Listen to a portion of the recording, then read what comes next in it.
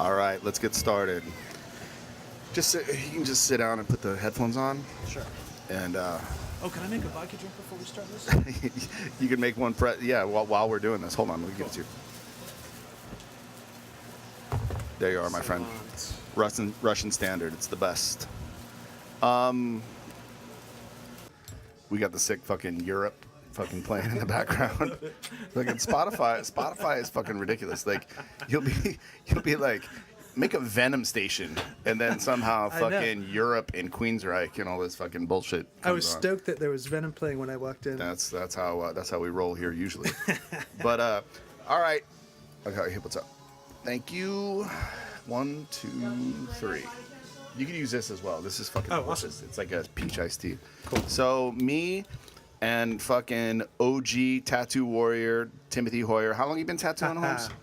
Oh man, 25. Let's see, 25 years. 25 years. 1988. So all you kids, all you fucking new jacks, you look up to these guys that have been tattooing like fucking 6 years. Everything that you think that they invented, they didn't fucking come up with. They didn't come up with any of that fucking shit. You know, like the pioneers, you know, the guys from, you know, the 80s and 90s tattooers, you know, in all of the high-minded art style of tattooing, that all came out of that generation. And I'm fucking totally excited that I have my good old friend on here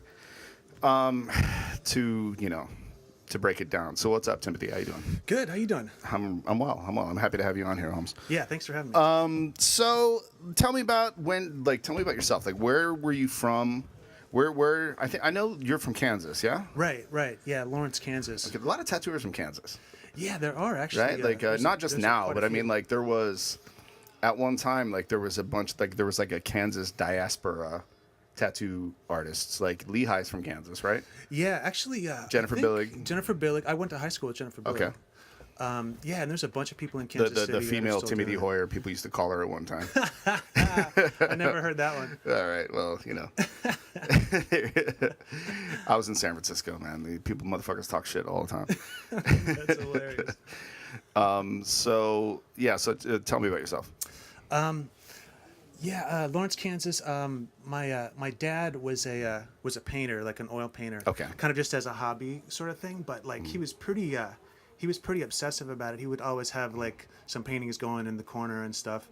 So I kind of grew up around art, and like I didn't have any brothers or sisters, so like my main entertainment when I was growing up was just drawing and stuff. Yeah, and yeah, like that's me as well. yeah, exactly. And like my family is pretty religious and pretty conservative, so we didn't have a television in the house the whole time. Yeah, that's. I mean, like, it's almost. When you're a child, you're like, this fucking sucks. Yeah, but dude. as in hindsight, when we look at that now, like, you know, fuck religion, but like the discipline that it would take to just be like, shut the world out. Right. You know, right. I mean, there's something, you know, commendable about that. You know? Yeah, absolutely. And of course, at the time when you're a kid, like, you think it's torture. But now that I look back on it, it's like that was probably the best environment possible. Right. You know, to be able to like, you know, do something else besides just sit there and be entertained. Well, for myself, like, it was being the only white kid. You know, like, I wasn't into sports or anything, and Right. like, and you know, like it wasn't. I was just alone all the time. Like, I have a sister who's 9 years younger than me, but by the time I was 9, I think I already like had my own vision of what the world was like. Right. You know what I'm saying? Like, Yeah. I was like, so I kind of felt like I was already what I liked was already formed, and I still kind of like all the same shit, you know, that I Right. did then. So, you know, it was just like, just by virtue of, I would rather just stay home and draw, you know what I mean? And so, you know, and my parents were they were super stoked and like, you know, impressed with, you know, my natural ability, whatever. But like, yeah, so good. Cool. Yeah. Yeah. Yeah. I mean, Cool. that was kind of like, I think that was a good background to have, you know, to just be on your own. And just Well, sort I of mean, have to entertain yourself with that's art. where greatness comes from, you know, like people that have like went through long periods of self-realization through, you know, solitary pursuits. Right. You know what I'm saying? So were you, you know, did you get into tattooing through like some sort of music scene, or just seeing like tattoos on, you know, rock, like the people in bands that you liked, or? Yeah, it's pretty much like a kind of a similar thing to a lot of people. It was most- through punk, yeah. like punk rock and going Right. to shows and stuff when I was a teenager, and like we had this music venue called the Outhouse that was like outside of in Florence, Kansas. Yeah, it was Okay. like outside of town in the middle of this cornfield, and it was just like this little cement building, but it was like the only place anywhere around there where bands would come and play. And Kansas was kind of right in the center of the country, so we would get like all the hardcore bands that were touring in the 80s. Mm-hmm. We'd get everybody, the people that were going from the East Coast to the West Coast would stop there, the people that were like bands from Chicago that were going down Right. south. So pretty much everybody crossed through there. So, you know, pretty early on I started seeing like these big city dudes with Mm. tattoos, and it just looked so cool. And I remember like Harley Flanagan with that big demon thing on his Yeah, chest. that was like, dope. man, that's like Do you remember? so do you remember tough. that? Remember the band The Dicks? Remember them? Yes. All right, so like Sebastian, their bass player. This this is like dating myself, but like San Francisco punk show, like in the '80s. He had a fucking the Four Horsemen of the Apocalypse sleeve from Erno, Oh, and I remember shit. seeing it in fucking '83 or something like that, and I was like, man, I've never seen anything like that. Like that was just like it completely changed. You know what I mean? Like because Right. I was just like there's like water. You know what I mean? And there's like fire, and I was like, whoa, this thing is so fucking rad. Like, it completely changed the way that I thought about tattooing. And then years later, I was at Maximum Rock and Roll. We would just go and hang out while they were broadcasting. Right on. And one of the guys from like some Canadian band, like I don't know, something like not SNFU, but like a band like that from like Vancouver or something. The guy had a Paul Jeffries, and this was like in '86 or something. He had a Paul Jeffries. It was like the Fogtown Bored to Death logo, right? Right. And it with like Japanese fire around it, with like the suicidal guy grinding with Japanese background. And I was like, oh, that's the fucking sickest shit I've ever seen. Like, you know what I mean? Like I was like, dude, that's Yeah. fucking so sick. And that really changed the way that I thought about tattooing, instead of just being, because my cousins and everything are all like, in and out of jail guys. And so they just had shit that represented that Right. life, And punk rockers, like, or guys in bands, like, they have access to all the best shit and the best dudes. So Yeah, that's where you're exactly. most likely to see, like, the coolest work. Exactly, come from and them. that was kind of like our way of seeing what was really going on like the big cities on the coast and stuff. Was seeing these bands come through, Right. and people with this work, and it was like, Well, Cro-Mags you were know, one of the first bands that had a... yeah, they were one of the I'm going to first try to have really John tattoo Joseph on bands. here soon. Oh, nice. If he can stop moving for 1 second. Yo, come on the fucking podcast. So if I could get him on fucking soon, that'd be fucking sick. But he's a fucking great guy. So did you start tattooing in Kansas, or did you want to just set out to the big city and try it there? Yeah, I started putting marks on people. I don't know if you could really call it tattooing, but it was like I drew some flyers and stuff for shows, and people, like when tattooing started coming around, people were like, oh, you should try to tattoo. You should tattoo all of us, like the people, the friends that The would guy go to that can shows. draw always has Yeah. all the willing victims. Oh yeah, like lined up, lined up.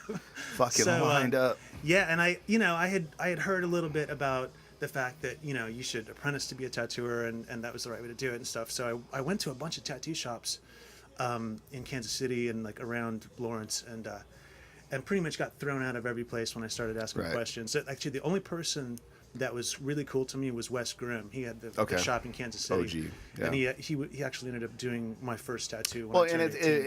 it's very telling that, like, when we look back in hindsight, like, all the people that were cool are all people that in the end, when the book is written, are like, oh, that person was very respectable. Right. Like we're in all these nobodies that were total douchebags. It's like, yeah, of course. Like that guy Sure, yeah. left. He left no fucking impression because he was a total piece of shit. Right. Yeah, fucking, it was the same. Like, if you could draw, the guy with the tattoo equipment basically throws it at you. Yeah. At the party. He's like, I remember one time, man, fucking this, the Dr. No logo? Yeah, The sure, woman of holding course, the cross? The Jamie Hernandez. So shirt, we right? we didn't really know, we'd seen people get tattooed. We knew there has some sort of tracing paper type of thing. Right. So this guy was like, I got it. And he fucking taped it. This was like after a show. We're all fucking drinking cheap beer, getting crazy. And he had just a rotary, like a jailhouse type machine that we fucking sharpened the guitar string, Right. and he taped the tracing the tracing paper tracing on his arm, and then he tattooed on top of the tracing paper. Oh, through the paper. Through the paper, right? So like he's fucking just going for it, and we're like, yeah, this is how it's done. It's gonna be sick. And then like when he pulled this fucking tracing paper off, it was amazing. Like there was pieces of paper sticking out of his skin. Like there's like little pieces. Like I was like, oh, Awesome. this is fucking crazy. I was like, yeah, this isn't the way to do it. We can't do it I this don't way. think that's how it's done. Yeah, it was all such a mystery because, obviously this is like pre-internet, anything like that. Right. So it was all such a mystery and nobody would tell you anything. Yeah, And, there yeah. like because and also they didn't want to expose how little they knew. Yes. Like they didn't want to expose how little, like they didn't ever want to have to tell you that like I only have 3 needles and I just I clean them. Right. Like, right. you know what I'm saying? Like they're like, no, I got it all under control. You And that don't was- need to know. I think that was a big component of it too, because like a lot of people back then really couldn't draw. Like they weren't, No. it's not like it is now at all.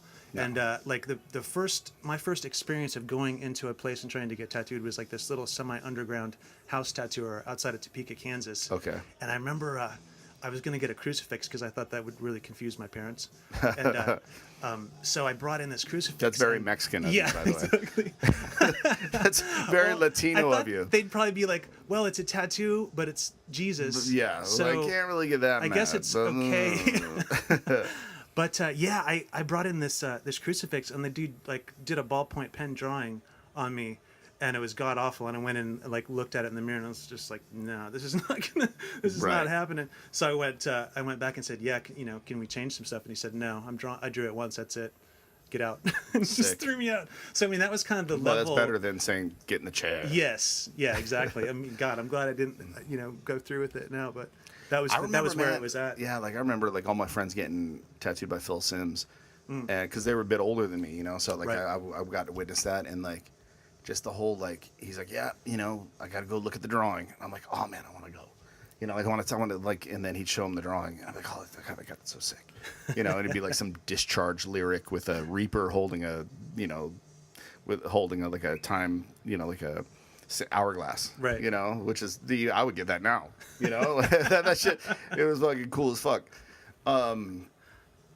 So yeah. So then what was your diaspora? Like what was your migration?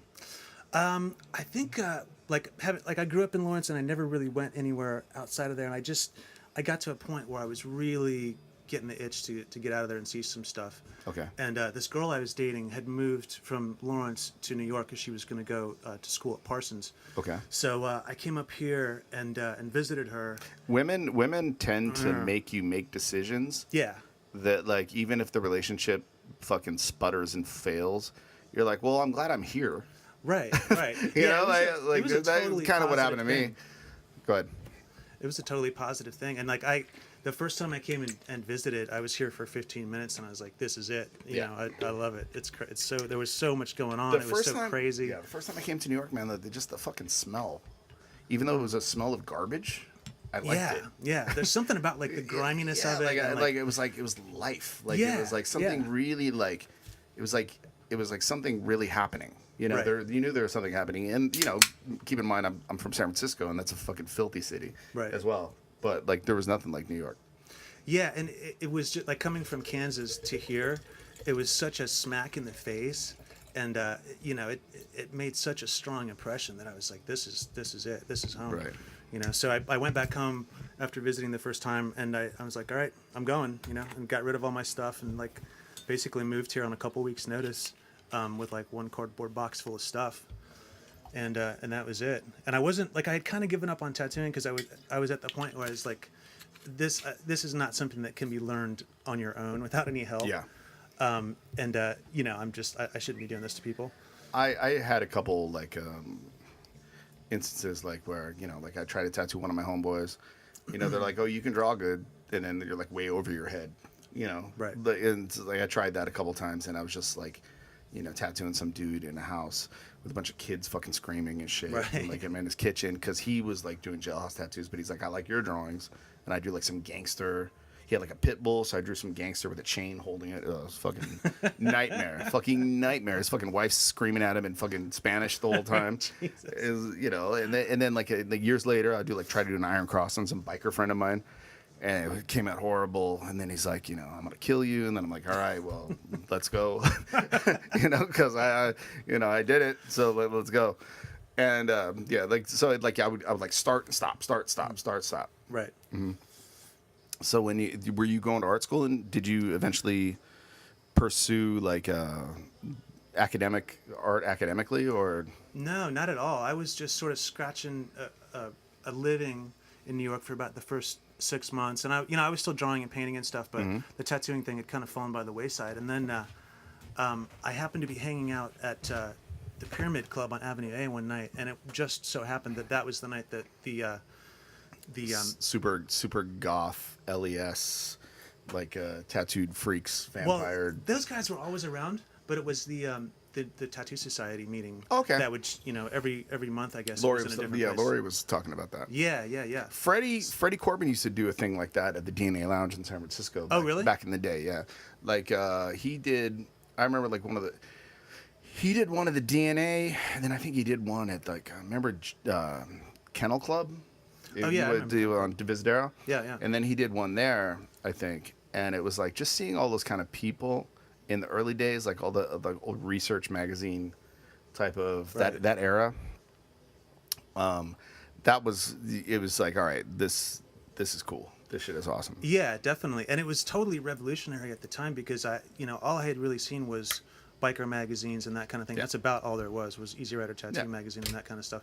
So that first meeting, I remember Guy Aitchison was there for some reason. He was visiting, and there was a bunch of crazy work on people and just stuff that I had never seen before. And it was one of those moments where you're like, this is what's going on. Was it when he made that trip and he tattooed like that crazy Mahakala on that girl's back? You know what I'm talking about? I Like think that was that the little one. redheaded girl. I think that was the one. Yeah, Actually. because like that's when I just started like studying magazines, intently, just being obsessively like. Right. And he was like I credit him 100% like for being like, oh man, this guy's like kind of like what I'm like. He's from like what I'm from, Right. like he's from the culture I'm from, and yeah. So it was during that time. There's a lot of serendipitous things like that in tattooing where you're the right place at the fucking right time. Yep. Like I exactly. met Aaron and those guys like that. Like, Oh, really? well, I was working at the time. I was working at a medical supply company in Hayward, but I was doing the reverse commute. I was commuting from fucking San Francisco to Hayward. Hayward is the city that I'm from, but it's a fucking hardcore, just bikers and cholos and Right. and industrial. And they would rebuild, they'd make like liposuction machines and all that kind of stuff, but they also had like medical tattoo machines, or like like dermabrasion, and then like those, for doing eyeliner and Oh, shit for like cosmetic. that. Right. So, so when they would become defective, I mean, they had their power supply was like the Size of a room. it was fucking heavy as fuck, and it was huge. And when they would have anything defective or whatever, they would send it. And my job was like making PC boards, just like Right. putting PC. So I would like make the PC boards so I could fix that shit, but it was just garbage. Right. And then they had all the little canister style tattoo machines that were like in the packaged already, like sterilized in the package, which Wow. I don't know how you fucking sterilize something magnetic. What I mean? I expect That's that a thing to good have any kind of lifespan. But yeah, so they, like I was, me and this cool ass Filipino dude, he was like, I want you to do Big Tiger on me. Like he's like, check it out. I'm gonna show up at your house with a bunch of the shit from this place. I'm like, yeah, man, let's go. Like, so he brought over all this stuff, and then I tried to tattoo him. It came out okay. He was a great guy, so he was like, he loved it. So, but then I had all this stuff, and I went to I went to Lyle Tuttle's, and Igor Mortis fucking yelled at me because Oh, I was really? like, hey man, I got some stuff. Like if Lyle wants to look at it, and he, like the old school days, like you're just like fucking terrified of any kind of new, you know what I mean? Anything new. Sure, of course. And he like yelled at me, and then I went to Erno's, and Erno was like totally receptive, of course, because he's like, all right, well, what can I get from this guy? You know what I mean? R.I.P. He was like, all right, I'll get, whatever. So, but then, like one day, I remember I was fucking hungover as fuck coming from the wedding, and I went. Remember that place New Dawn in San Francisco? It was like on Valencia, and it was in Valencia between. It was on 16th and Valencia. Oh yeah. Right. Yeah. And it was just like a greasy spoon. It was like the epitome of a greasy spoon, but like a hipster greasy spoon. Right. That was the place for like hungover brunch. Exactly what was happening, because I walked in, and I'm like, oh shit, Guy Atchison is sitting at this table. Yeah. And a guy, and then soon to remember when Marcus and Aaron had that flyer of Marcus tattooing himself. They were putting like Primal Urge flyers, and it was like him tattooing his own leg. And so it was like them all sitting at a table, and I was like, all right, this is right across the street from my house. Like, this is a guy that I like sweat in magazines all day long. Right. So I was like, I gotta talk to these motherfuckers. So I was like, I went back to my apartment, I grabbed my shit, I came back, I was like, hey, you guys tattooers, right? Your guys? And he's like, yeah. And I was like, check this stuff out. And they were like, oh shit, it's fucking crazy. Like, you plugged it in and everything. And that's kind of like how I, that was my, not like we didn't become friends, and like I didn't get their number or anything. Right. But then the next time when I met Aaron, he goes, oh, I remember you. And it kind of impressed upon them that it's like, oh, this guy is not going away. You know what I'm saying? It's like, this guy's not going away. But it's like crazy serendipitous like that, how like you can just run into people who, and then everything just falls into place. Yeah, exactly. And actually, I like those Tattoo Society meetings, I started going and getting interested in it and thinking, well, maybe I'll pick this back up again. And then I actually met Marcus Pacheco at one of those meetings, because he was also just kind of starting out, and he had a place in Brooklyn. He was just working. I knew a bunch of girls that knew him from Blick, from like working at the fucking art supply store on Canal. Yeah. Good. Yeah. So then, I was like, well, maybe I'll try to give this another shot. And I started working on a few people here and there, but still just not having any idea what I was doing, just sort of like blindly fumbling through the dark. And so I worked like that a little bit, and then I had a day job. I was a pastry chef at this restaurant, so I would like get up in the morning and go do that. Nigga, and you fancy. Yeah.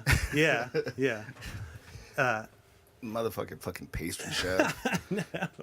Yeah, it was fun. That's like people spend their life wanting to be a motherfucking pastry chef. Like, I'm gonna stare at fucking bloody arms instead of making food. But that's awesome though.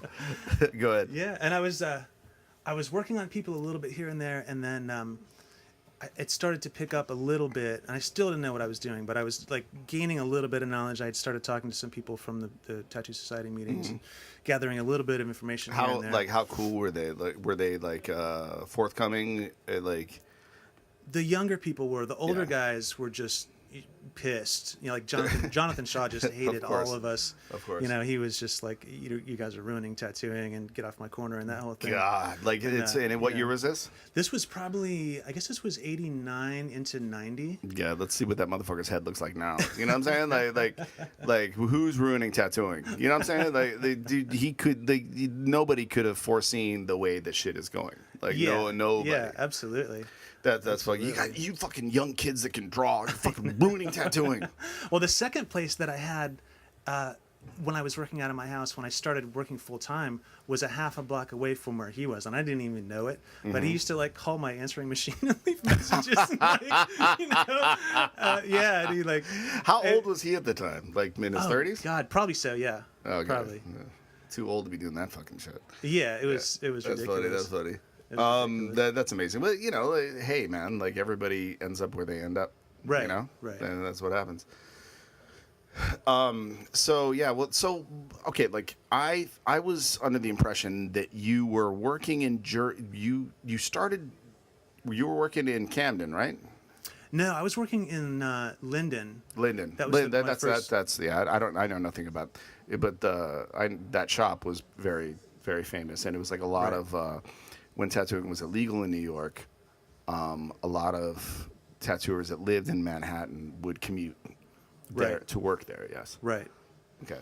Yeah, that actually that job sort of came through Marcus in a roundabout way, because Marcus was good friends with Elio Espana, who was working for Shotzi.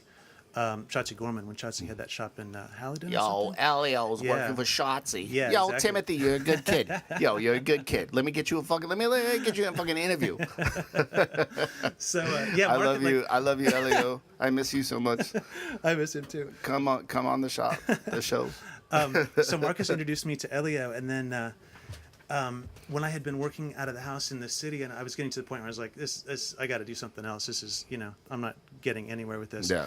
So they were opening that shop in Linden. It's called Ink Spot 2. Yes. Steve Ferguson and Mike Shoemaker were the guys Okay. that owned it, and so Elio was going to go out there and work, and he put in a word for me, and so they brought me in, and so that was my first shop job, and that was kind of like the closest thing to an apprenticeship that first year, because Elio was the one that taught me how to build needles and taught me how to shade a panther and mix color and all that basic stuff.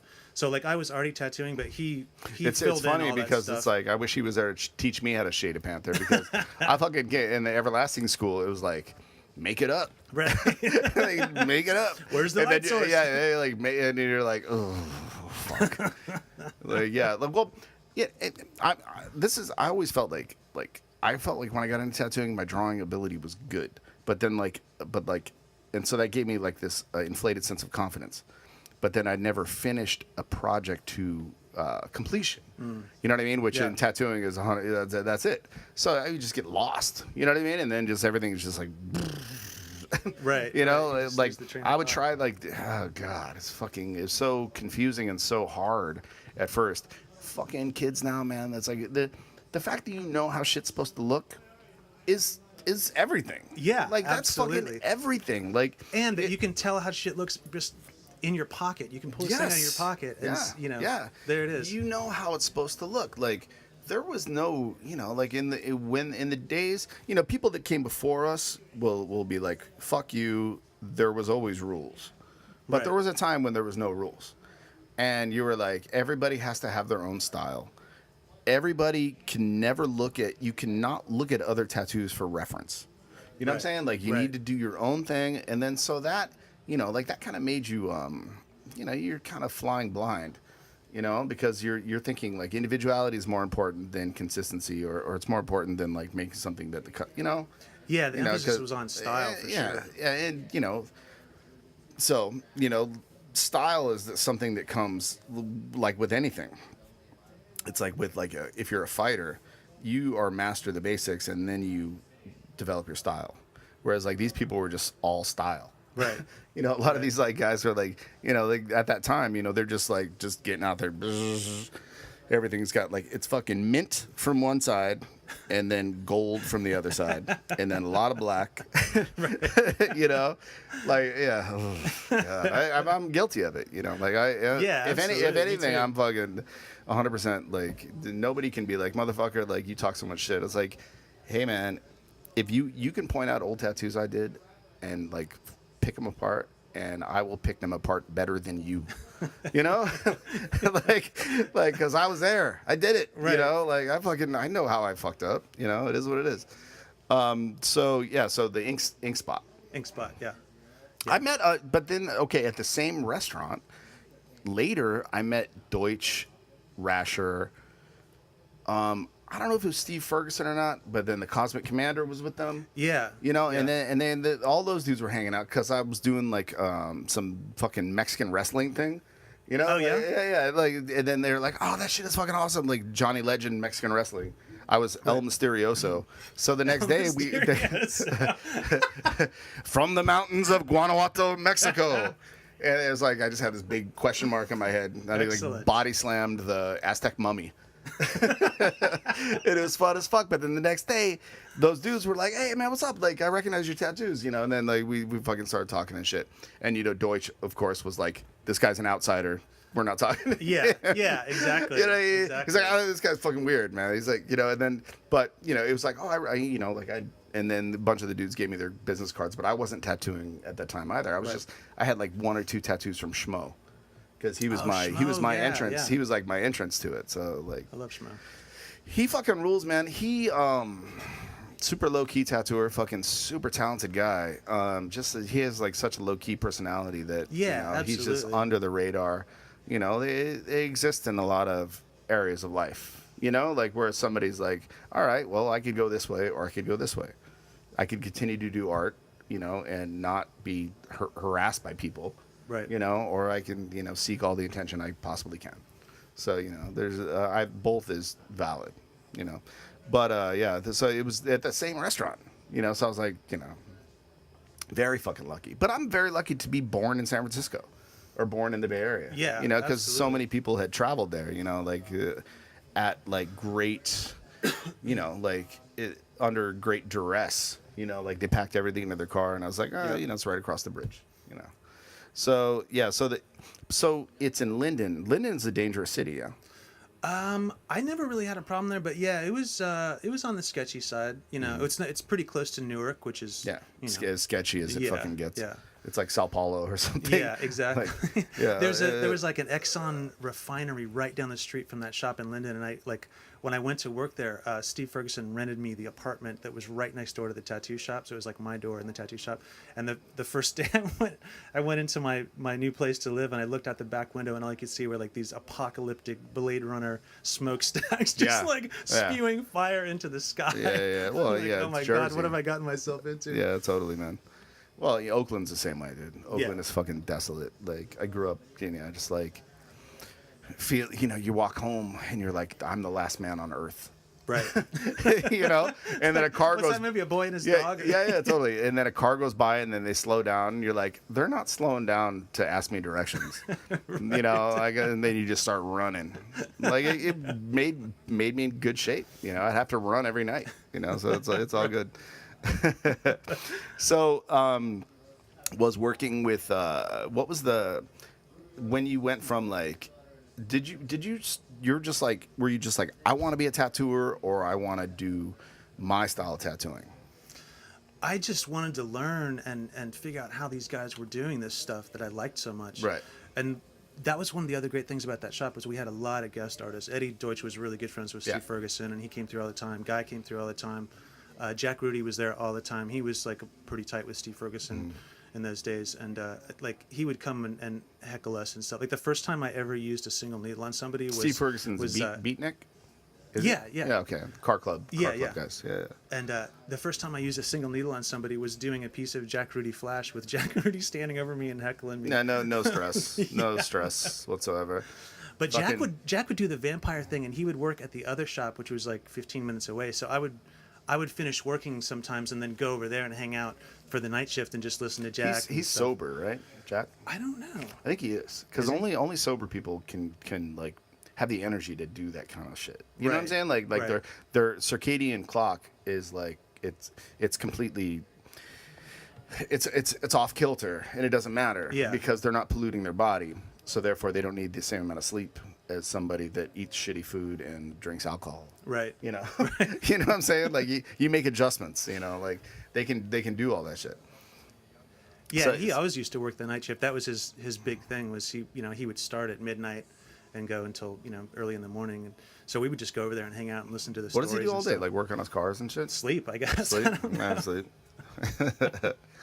Hey man, like that's the freedom of the life. You know what I'm saying? Like Yeah, exactly. we were talking earlier, like, tattooers, the whole thing of like people from our generation, like a lot of us like started off, wanting to be artists or whatever, being creative people.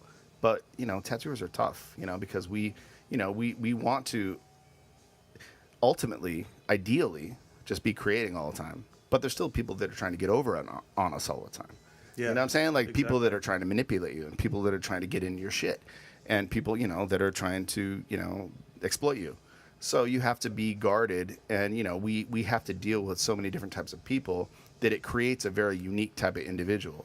Yeah, You know, definitely. that like, motherfuckers like, yeah, of course. I draw fucking spirits fucking rising out of fucking Sacred Hearts, but you know, I'll fucking shoot you in the fucking face. You know what I'm saying? Like, you know, like it ain't, dude. I'm drawing Buddhist shit all day long, but I will fucking knock you the fuck out, motherfucker, if you fucking step out of line. You know? Well, I think it like kind of goes this is my house. Yeah. You know, yeah, like this is exactly. fucking my house. Like you don't fucking get disrespectful in my house. Yeah, and that's how I always felt about tattooing. It's like, you know, a bunch of we're all sitting around noodling and like talking about art and shit. Somebody comes in, raises their voice, is like, whoa, whoa, whoa. Yeah. Yeah. You know, this ain't that kind of place.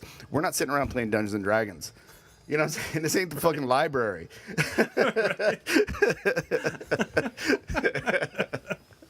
So yeah. 12-sided die. Yeah, yeah. Yeah, dude. So you know, it's like it creates it forges like even people that like don't come from like a violent background and shit. You know, you fucking put them in a fucking street shop, you know, for like 6 months. They're a fucking totally different guy.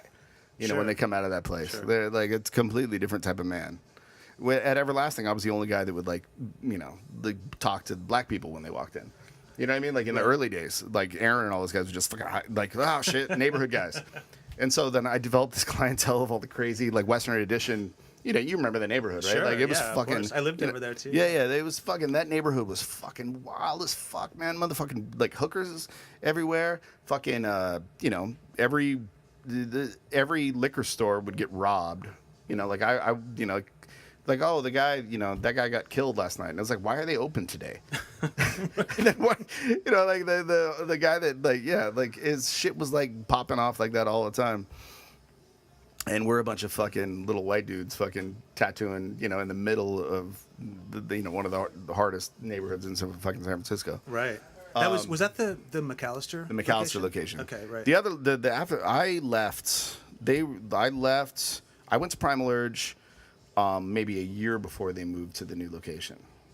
And the old location, man, I sent, I don't know if I sent Aaron the picture or if he commented, I posted it on Instagram. It's like a Chinese massage parlor or something now. Oh, is it really? Yeah, but like when I rented this place, it reminded me of that. The one side. The division. It reminded me of that. And I was like, Right. oh, I can work with this. You know what I mean? Because Yeah. it was like a similar size. You know what I mean? Like I was like, I could set it up like how that original place was. I have nothing but fucking great experiences from that whole time, man. It was killer. I was super lucky. So what else? Like, were you coming, like, were most of your clients from New York City or were they local guys? Like all your ambitious stuff was from New York City. A lot of it, yeah. And like I guess that after a couple years at that shop in New Jersey, I was sort of branching out, trying to start doing bigger stuff, more complicated stuff. And I got like I think it was the first magazine article that they did on Elio and myself. I remember with Brooke or something. Yeah. Yeah, I remember her. Yeah. So then after that came Are out, you still in contact with her?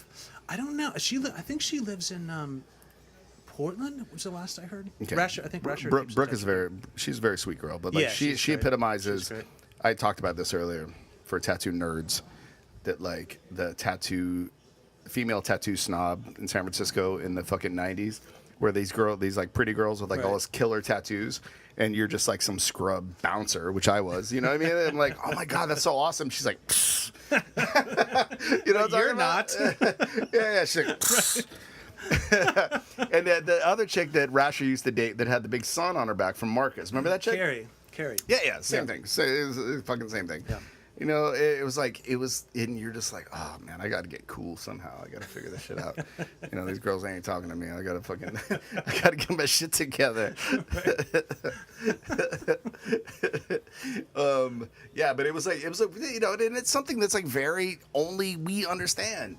You know what I mean? Yeah, It's like yeah. our world. Like it was like, it was so fucking, yeah, it's like specific to our culture and like the world we were in at that time. Yeah, and it's also like you said, the context of the time that it was going on, because it wasn't like great tattoos were a dime a dozen yet. It was still kind of it was a like curiosity where when the you see it. Yeah, like you would see tattoos that were so good you'd pull your car over. Yeah. And be like, hey, like where did this happen? Because Right. everything else is shit. right. You know, and a lot of those shops that were around at the time that were thought of as being shit, now are cool because of the retro kind of rough, which I understand also because I mean you know like. Once you see everything done, then you're like, yeah, there's a certain charm to like super hard tattoos. Sure, yeah. You know what I mean? There's a certain charm to it. So I get that also. But at that time, you're trying to run screaming from that fucking shit because it represented all this other fucking shit, like stupid people, you know, like Right, stupid right. customers. Like you want to develop a clientele of people that were like that you could talk to. You know, and they weren't fucking junkies and, you know, passing out on you and just, you know, typical street shop shit. Yeah, and people that were going to be up for some experimentation or like Totally. something Totally. like, okay, I drew this big crazy thing. Let me just try this. Let me Yeah. try, all this inventive stuff and just see if any of it's going to actually work or not. Yeah. There was a lot of that going on, especially at Primal Urge. There was a lot of that going on. Well, okay, so when did you decide to? How long were you working in New York City before you made the plunge? Like, so Aaron and Marcus opened Primal Urge in what year? 90. Probably, I don't Probably know. like They would know better. 80s. It was probably I think like maybe well, because early 90s or I something? started tattooing in '92, and Aaron and Marcus had already split. So I'm assuming that Okay. like late '80s, early '90s they I think opened it was that place. probably early '90s, I believe, Okay. because like I was friends with Is that a Marcus. fly from or is it some other kind of bug? No, that's a fly. Okay, This is gonna be like the Breaking Bad. it's fine. Yeah, Marcus had moved at that point out to San Francisco and was working for Lyle Tuttle for a I little remember while. with Deborah. Yeah, and then DV. yeah. And What's up, Deborah Valentine? You crazy lady. And then he and Aaron got together and did that first version of Primal Urge, and then I guess that went on for a little while. And then when those guys kind of like No, had a their falling out, personalities fucking immediately are like, it was like like. it was crazy to watch those two together because it was like Well, really like you know, fire and because ice. it's the thing that like I've met people like this and the people that we know, to where you guys are both kind of like nuclear bombs Right. yourselves, and then you're like, oh, I'm happy to finally met you, and they're like, there's no way we can hang out for more than an hour together. Right. You know what I'm saying? Just so and then volatile, you're yeah. talking to them, and then you're like, oh, our birthdays are on the same day. And it's like even more reason that we can't fucking hang. Right. You know what I'm saying? Like Right. we're like our fucking Yeah, it's like, okay, I remember Aaron said something to me, like Aaron Kane said something to me early in my career, like that really like I think about it a lot. It's like he was like I would rather just look at somebody's work and appreciate their work than get to know them. Oh, that's interesting. And I was like, and I was like maybe 3 or 4 years in at the time. I'm like, what are you talking about? Tattooing is everything.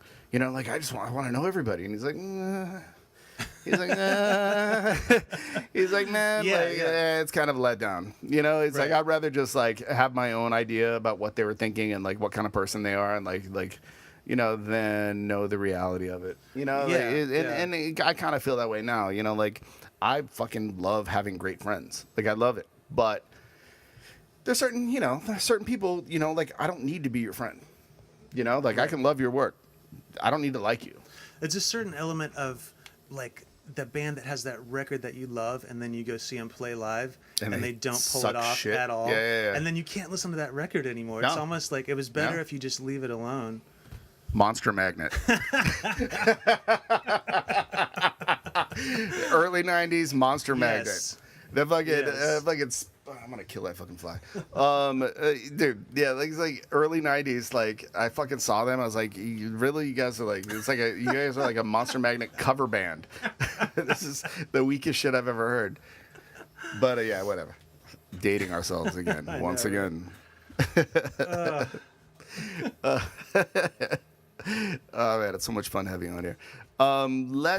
So what? Okay, so had you visited San Francisco? I remember when Marcus pulled off the fucking magnum opus that was the beginning of Primal Urge, Right. with you, Rasher, Elio, himself. Right. That was the original crew. Yeah, And then actually that it was also a came huge through fucking Elio in a deal. way. Yeah. Were you living in San Francisco when you tattooed Schmo? on his leg? You know what? That was my first trip to visit. I think it was. Me and him had just It was become just friends at that Aaron. time, Yeah. and that tattoo fucking blew my fucking mind. Not just because, I mean, like, I wasn't thinking about this then, but like, it was like a Alex Gray-ish, you know, like a like right. a like a I see-through. remember which one it was. Yeah, Right, yeah, like right, a right. see-through body type of Yeah, thing. blue and But red like, and so stuff. many people have like tried to do that style of tattooing, and they do it super weak and lame. Like yours still had like hard outlines, like it was the idea of that, but it was drawn like from a draftsman's perspective, like super well. Right. And you did it in a fucking dark ass club, right? Like he was like, I was like, Yeah, that was I was the like, because like that added to the fucking the complete like mystery and fucking. I was like that fucking blown my fucking mind. And he's like, yeah, he did it upstairs at a fucking bondage That's club or right. something I like that, forgot right? about It was that. like Bondage a Go-Go. Yes. Tattoo. Yeah, It was like called yeah. Terminator, Club Terminator. That's right. And they would Yeah. have those weird like nights where people would come in and like do suspensions. I and, used to, you know, yeah, that whole all that thing and- awesome shit. Yeah. But that was All like, that super you know, cool, what's that cutting piece- edge, the super research book, cool Modern cutting Primitive. edge, modern primitives, Yeah. super cool cutting edge fucking suspension. But yeah, well, when I was bouncing and doing like security, like I used to do like event security, like for bodyguarding via like artists and shit like that. Right. And there was a circuit of guys, and we would go and do those shows once in a while. And they used to like, if a girl handcuffs herself to the bar, she can drink all night. I was like, this is my kind of fucking place. I was like, now we're talking, because you know who's here at the end of the night?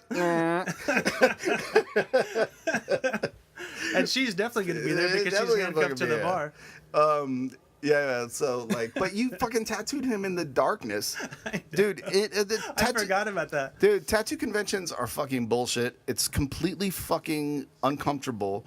Like everything is like you don't have anything you fucking need. Right. You know, like, and then you know, there's people fucking with your shit the whole time. I can only imagine in a fucking nightclub. There were people right up on top of us. Yeah, and totally. The music was With you know, deafening. dudes It with was like a bleeding tattoo, like like hanging over the one you're doing. right. Like Or some bleeding fucking into the or tattoo some that you're creep, doing. some creep with like black fucking contact lenses and fucking like he was just suspending, so he's like dripping chest shit into your fucking tattoo. Nipple juice Yeah, into the dude, yeah. it's fucking Yeah, it was disgusting. no good. Sarah- Actually, I remember having this weird moment of clarity in the middle of doing that tattoo on Schmo, where I was like, I think these are the worst conditions I've ever tattooed. ever. Like in Yeah. the dark, his leg was across my knee or something like totally. I was standing on my head, tattooing upside down. I was like, this is not how it should No, be. no. Yeah, it's not ideal. Well, like back in the, I remember reading in you know, like reading this somewhere or hearing this from somebody. Like, it's like people don't fucking pull teeth at a dental convention. Yeah, exactly. You know what I'm saying? Like Exactly. they, you know, like well, you know, like this shit has a limited window. It Right. has and a limited lifespan. You know, like people are still trying to do, like opportunists are stepping in and like trying to do tattoo conventions and stuff. It's like, man, like there's so many other ways to make money at a convention other than just like making people bloody. Right. You know, like right. why am I gonna break my back on your cheap ass chairs? Exactly. You know, like exactly. why would I do that? Like I have a fucking I handle my business at home. You know, like why am I gonna work twice as hard at this fucking shitty hotel? You know what I'm saying? Like I'll sell you my drawings all day. Yeah. You know, I'll sell yeah. you my merch all day. You know, thank you. You know, that's fucking fantastic.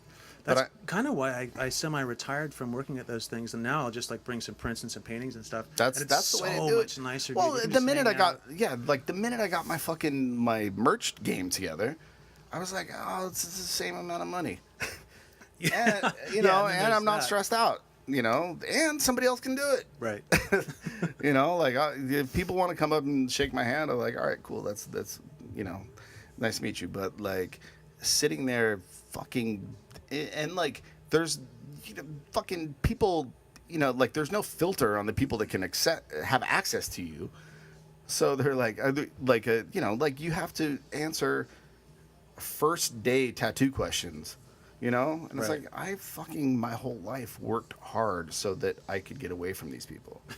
You know, Now like, here they now are. now I'm surrounded by them. You know, like what the why would I want to do this? So yeah, Primal Urge, the fucking ground. Okay, for those of you that don't know, for those of you that only like look at tattoos on a fucking like a 2-inch screen on fucking Instagram, Primal Urge was the single most groundbreaking movement in tattoo. I mean, it was the beginning because Primal Urge, I would think, had an impact on why Eddie moved to California. You know what I'm saying? Like, cause like so much was happening in California, and then he hooked up with Ed, and he's like, all right, let's fucking do this. You know what I'm saying? Like it was like everything was popping. You know what I mean? Like everything was fucking happening at the same time. Yeah, that was like the center of the universe at that time. There was so much going on there. And it fucking kept out the bullshit. You know what I'm saying? Like there nobody would dare opening like people that were like, there's tons of shops in San Francisco now. Like I'm sure all of them are as good as everybody else. Like because all tattoo shops are good now, almost. Yeah. You know what I mean? Yeah. Like, you know, like there's an industry standard. Right. You know, like there's an industry standard. I've always thought, like, people are like, oh my God, you can draw. That's so awesome. I'm like, it's kind of it's kind of something that you just sit down and say, I'm not leaving until I do it right. Yeah, exactly. You know what I'm saying? It's not like I'm fucking born. Like I was, you know, like there are certain, it's problem solving. Yeah, it's like a ritual that just becomes your thing. Yeah, art is problem solving. Yep. And it's like, how do I do this? How do I figure this out? What am I not seeing right? Like, how do I look at this in the correct way? And so O'Donnell's texting me right now. He's like, I'm so excited. How did it go? I guess we'll find out how it all went at Dude, the end. this is the best. No, it's fucking problem solving. And, you know, like if you have a fucking creative mind and your brain is connected to your hand, you could, I've seen people, I've watched people, like, you know, not to take credit for it, but I'm like, this is the way I approach drawing. Why don't you do it this way? Right. And now they're great. You know, like they, and I'm like, all right, you know, like That's great. you have to approach it from a fucking very non-mystified way. Like it's problem solving. It's like, just, this is the shape, you know, don't obsess over this stuff until you get this stuff. Right. You know, like it just, you know, do it this way. But so San Francisco, yeah, no other fucking shops would even dare fucking raise up. You know what I mean? Because they're like, dude, remember the Big Four? It was like Tattoo City, Primal Urge, 222, Right. and then Everlasting. Right. You know, it was the Big Four. And then, you know, at that time, we thought we had it on lock forever. We thought the world would never change. Turns out things change. It happens, man. It happens. Well, that's tattooing, though. Like, you know, I mean, I'm sure you work in on a private situation. Yeah, right? yeah. And you know, like, I think the future, even though, like, you know, I'm a shop owner, I'm basically the landlord. That's it. You know, like, everybody does their own thing. I fucking, you know, it's a brotherhood. Everybody respects me. They fucking, you know what I'm saying? Like, they Right. I'm not their mom. I'm not their fucking dad.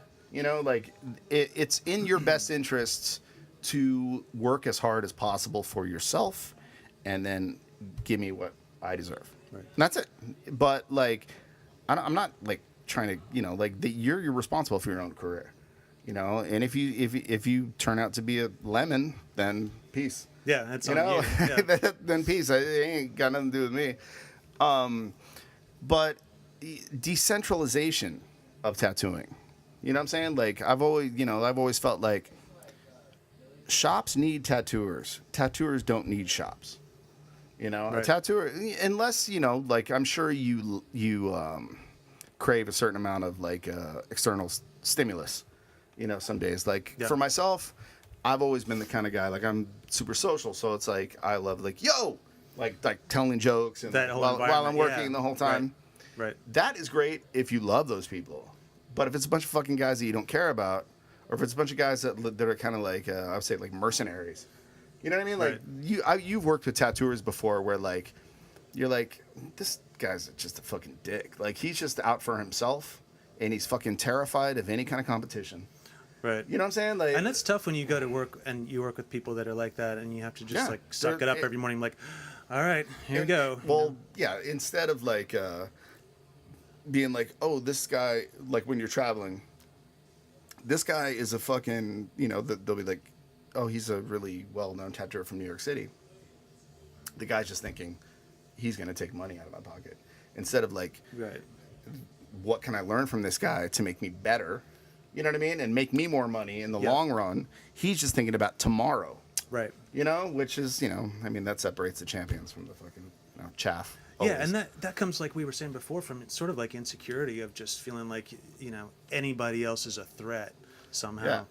because they're doing the same thing you're doing. And it's like, I've never ever, like I talk a lot of shit and but it's all on you, like everything is on you, exactly how hard you worked and exactly what you put into this. yep. And the ones that flare up and are always super defensive are always the ones that know that they didn't put in that work. Yeah, because if you have time to get upset about what everybody else is doing, Yeah, then you're not that putting shit in the, doesn't matter. you're not Yeah, spending yeah. your time the right way anyway. not Like at the all. people that I know that excel so much are the people that are super obsessed and driven and And they're kind of paint all night kind of long. oblivious to a lot of other shit that people focus on. Right. They're Exactly. kind of. I remember exactly. like Eddie. This Invisible Radio is like the Eddie Deutsch fucking. I know. Well, I'm sure the we'll Eddie talk- Deutsch. I got a bunch of the Eddie Eddie Deutsch stuff. the Deutsch Network. We fucking dude. What like he's fucking. I mean he's my favorite tattooer of all time. Like there's a lot of people that can tattoo like him, but there's nobody like him. And there's nobody that could tattoo like him when he was the best. I mean, when he was like, he's still the best. But when he was like the only guy doing it. Right. You know what I'm saying? Like there was nobody that can pull shit off like him. And, like he's kind of in the bubble. Like he's just like, I don't give a fuck about any of this bullshit. Yeah. He's like, always fucking- been like that. He's always. I remember been one like time that. I fucking ran into him in a taco shop in San Francisco, and he was like living in Benicia, like Benicia, up, right. yeah. And he's like, I'm gonna ride a boat to work. I'm like, this nigga is fucking cool. I was like, that's my fucking man right there. He's like, he goes, I could ride a speedboat to work. And like me as like a beginning tattooer, I'm thinking about all this other bullshit. You know what I mean? Right, He's right. like, I'm fucking riding a boat to work. I don't give a fuck about any of you motherfuckers. He was so awesome, man. Like I met him and Jesse Jones. Well, I knew Eddie already through Ed Nolte. And then, right. yeah, and then, but Jesse Jones, I met for the first time in that taco during Eddie's wedding. Oh, okay. That period. And yeah, That was Eddie and Alex, right? Eddie and Alex, yes. And fucking dude, it was so awesome. I was like, this is a cool motherfucker. And it took like this tattoo's like 20 years old. Still looks there you go. fantastic. Mike Davis. But he was like, yo, I do that shit in like 3 hours. He goes, how long did that take? I was like, I don't know, like 3 sessions, 3 hours each. And he goes, I do that shit in like 3 hours. He was so fast, dude. It I was like, let me know. Insane. I was like, hook me up, dog. It was insane. Yeah, me and O'Donnell still talk about like how we wanted like big tattoos from him, and he was like, nah, it was like this big. this is what this is what I'm up to. Yeah, he's the fucking best. So tell me about Primal Urge. Like, actually, 1 second. Motherfucking Primal Urge. So what? When Marcus assembled that crew, I always like, because I think about everything, for better or for worse, like kind of in gangster terms. You know what I'm saying? Like, and it's like he put a crew together. You know what I mean? It's Right. Like, those are the toughest, those are the baddest motherfuckers out there. You guys had that time where like everybody like remember when people would wait for articles to come out? Yes. You know what I'm saying? You know what I'm saying? Yeah. Like I remember remember the 10 best tattooers article. Oh, that's remember right. that? That's That was like right, yeah. a landmark. Yeah. That was like such a landmark. And I remember like we were sitting we were at the cafe at the Filetti's, remember, like next to Everlasting. Yeah. And it was like me, fucking Texan, Ian Morris, those guys were chilling. Mike Davis walks up with that magazine, and he was like, dude, He was like, fuck. He goes, look at Marcus's work. Because you couldn't access shit immediately. Right, You know, right, you couldn't just fucking find it. Yep, you had to wait. And he was like, once a month. That he was was it. like, he's like, man, it was like when what was your you had a floor guy that Marcus did that Ganesha cover up on some like Todd Risley, another like childhood friend of mine from Lawrence. Actually, we were in bands and like grew up together and stuff. 1, 2, 3, 4, 1, 2, 3, 4. Yeah, we actually moved out there together. Okay. Yeah, I remember Todd. He a motorcycle guy. Yeah. Yeah, because I remember he used to have a bunch of nice old vintage Ducatis around Everlasting, like around the block. Yep. Yeah. He dated a girl that I dated as well. We gotta talk about that shit. He a cool guy, but like that fucking thing. I remember Aaron Kane and Marcus like had like they had like an uneasy relationship, but they were always so mindful and respectful of each other. You know, it's almost like know thine enemy. You know what I'm saying? Like because they had beef to a certain extent. Right. But they were like, I'll never underestimate that motherfucker. Well, they both had no matter what. I don't even really know what went down between those two as far as the falling out. But they always their had personality. It was something super simple. It was something super simple. Yeah, I'm sure it was. But they always had a massive amount of respect for each other. You could tell just in the way that they would look at each other's work when something would come in. You know, even like at the beginning of Primal Urge when Marcus was pretty like, you know, when Aaron's name would come up, it was always like, rah, rah, rah. But when somebody would come in with a tattoo that Aaron did, Marcus would study that shit, man. He would be on it, just checking it out, looking real close. What's that fucking commercial? Like when it's like my broker is so and so H&R Block. You know what I'm saying? And then like everybody shuts up. Yeah. You know what I'm saying? Like it's like well, I mean that's what people are missing now, is that, you know, you'll be tattooing and then you know, everybody saw everything already, you know, and so, you know, I'm still like, if somebody comes in, they're like, hey man, this guy's got a fucking Ivan Shazi back piece, my machine stops. Right. You know what I'm saying? Like I'm like, all right, we're checking this out. Yeah. You know what I'm saying? Or For sure. But back in the day, it was like, this guy's got a bunch of Deutsch work. I'm like, all right, and I'm gonna be as cool as possible and be like, hey, can I get some photos of that shit? You know, like, you know, exactly. can I check that shit out? You know, like it's now it's like everybody sees everything, and it's all fucking focused on like it's all focused on like hand-sized tattoos.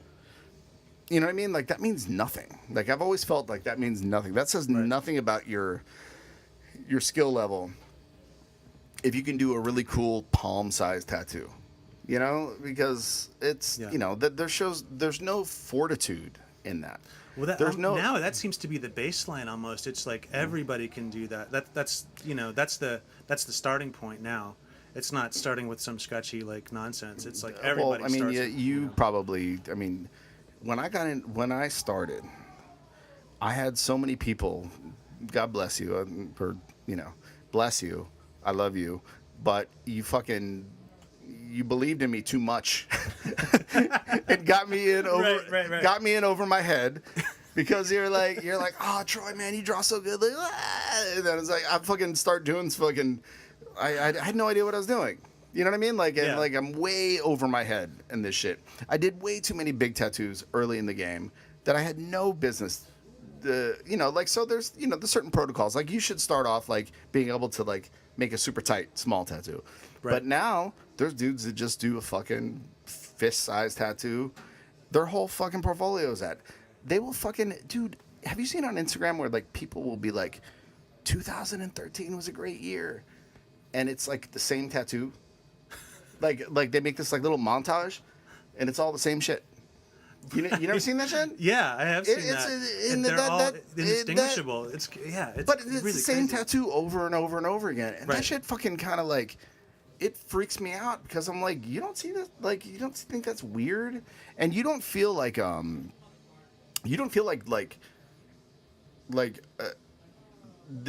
you're like, for me, like I would see that as such a point of weakness, you know? Right. That if I didn't have a fucking, if it didn't mix it up, if it didn't have a different, you know, like every look was different, and motherfucker, like, you know, I'll do some crazy, like, you know, Kyosai type Japanese, and then like a Viking tattoo. You know what I'm saying? Yeah, and yeah. then like a fucking black and gray skull.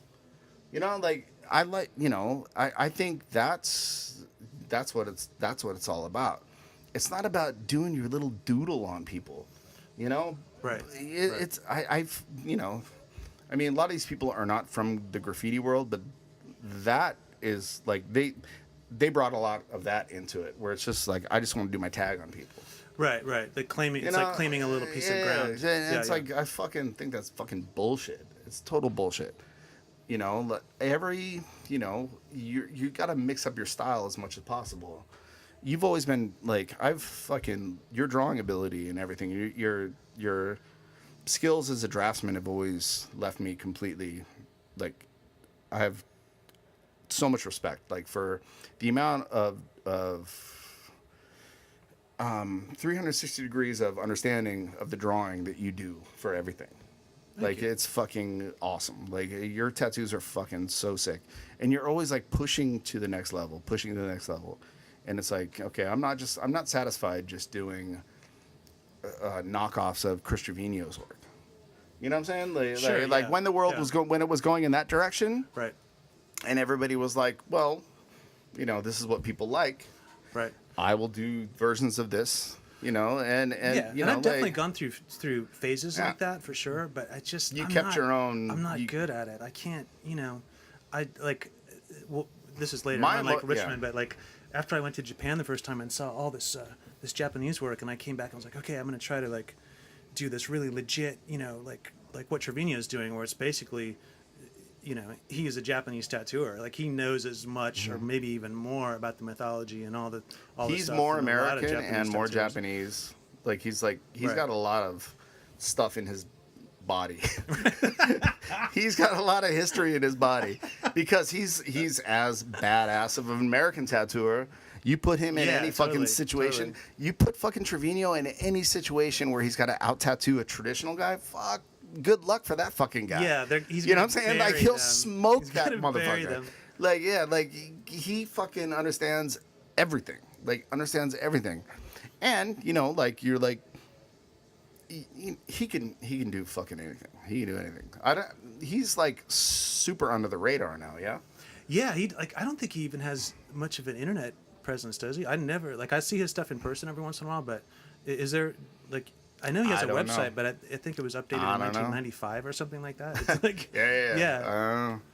I don't know, man. I mean, like, which is it's cool, you know. He obviously doesn't need to have he that don't going need on. to do shit, Yeah. man. You fucking build that. He's like fucking. He's sitting on he's like the dragon in Lord of the Rings, or you know what I'm saying? Right. He built up all this fucking psychic like you know what I'm saying? Like all the he has so many customers that fucking love him that he ain't gotta do shit. He ain't gotta play stupid games. I know, You he's know, he ain't sitting gotta on, advertise himself. 10 like people, portfolios 2 feet thick. It's just, Dude. you know, that's where his time goes. It doesn't go into putting stuff up on the internet every day and, you know, wondering what people are commenting about. I've done shit that was contrary to my fucking career's success, and I'm still eating. You know what I'm saying? Right. And that motherfucker has never stopped. Like he's trucking. Like that's what Yeah. gives him joy. Yeah. And he's fucking hauling ass, and I'm sure he's still fucking killing it, and he's probably doing shit that like nobody's. You know, like I like the concept. I mean, we were talking before the show about, you know, like the podcast and everything, and like how like, you know, it happened so fast and everything got so in my face. Right. And I'm like, what's it really all about? Like, I'm not trying to be a celebrity through this shit. You know, like I want an opportunity to talk to my friends and have people hear how real tattooers talk to each other. Not just tattooers, but people in our culture. You know what I'm saying? And, you know, that was contrary to levels of privacy and stuff like that. Yeah, exactly. You know, and so, like, there is a certain amount of, you know, like, I I think it's awesome. Like, I'm sure he's fucking trucking and he's fucking working his ass off. Oh, he's yeah. probably happier. Always, He's happier always. than he's ever been. The less you hear about somebody, usually the more happy they are. Right. You know what I'm saying? Right. I mean, there's plenty of those guys that just kind of like do their thing. I mean, like my friend Brian Bruno that works in Richmond at He's great. Absolute Art. Like, Yeah, he's awesome. He's one of He's the best awesome. tattooers. Wasn't like, he? He was in San Francisco for a while, yeah? Yeah, he worked for Ed Yeah, for a yeah. little while Yeah. and then moved back to Did his Virginia. time. But yeah, I mean, he doesn't like he's got an Instagram, but he doesn't post a ton of stuff, and he's he doesn't really like travel all over the world and stuff. He just stays in one spot and does his thing, and he's just crushing it. It's Yeah. But it's in a way it's a bummer because the only way you can see his drawings Well, is I to go to mean- Richmond and like look at the stuff hanging up on the wall, and then you're just like, oh man. Well, like, you know, I mean, my guys here have a certain amount of Instagram presence, but, you know, they don't give a fuck about any of that kind of petty nonsense. Right. And Right. they kill it. They totally kill it. Right.